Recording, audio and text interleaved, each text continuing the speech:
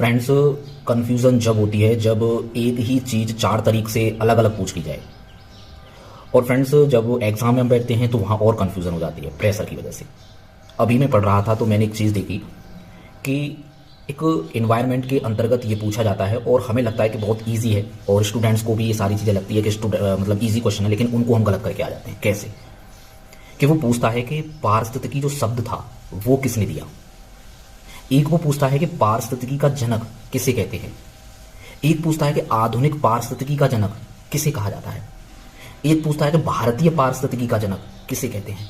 अब हम कहीं एक तो पढ़ के चले जाते हैं तो हमें वही मिलता है कि शायद ये, और ऑप्शन में वो सभी मिलते हैं तो वहां कंफ्यूजन हो जाती है। तो फ्रेंड्स, इसको अपना थोड़ा माइंड में सेट करके जाना कि अगर ये पूछता जाता है कि पारिस्थितिकी का जो शब्द था वो किसने दिया। शब्द दिया था अनरेस्ट हैकल ने। जो पारिस्थितिकी जो शब्द था वो दिया था अनरेस्ट हैकल ने, लेकिन पारिस्थितिकी का जनक किसे कहा जाता है? वो कहा जाता है अलेक्जेंडर वॉन हमबोल्ट को। लेकिन भैया भारतीय पारिस्थितिकी का जनक किसे कहा जाता है? वो कहा जाता है भाई रामदेव मिश्रा जी को।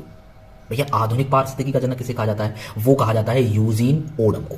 यूजीन पी ओडम करके आता है, वो आधुनिक पारिस्थितिकी का जनक कहा जाता है। तो याद रखना इस चीज को। मैंने जब इसको देखा कि जब मुझसे ये पूछा गया कि पारिस्थितिकी शब्द तो अनरेस्ट हैकल, अगर मुझसे ये पूछा जाए कि पारिस्थितिकी का जनक तो अलेक्जेंडर वॉन हमबोल्ट, और अगर ये पूछा जाए भारतीय पारिस्थितिकी का जनक तो रामदेव मिश्रा, और अगर ये पूछा जाए कि आधुनिक पारिस्थितिकी का जनक तो यूजीन ओडम।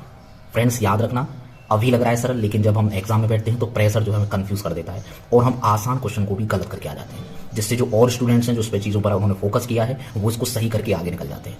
तो फ्रेंड्स, आप इसको माइंड में फिक्स कर लीजिएगा कि शब्द, पारिस्थितिकी का जनक, भारतीय पारिस्थितिकी का जनक, आधुनिक पारिस्थितिकी का जनक, ये चार चीज़ों को आप याद करके रखना, जिससे कि एग्जाम में अगर क्वेश्चन आता है तो आप गलत ना कर पाएं।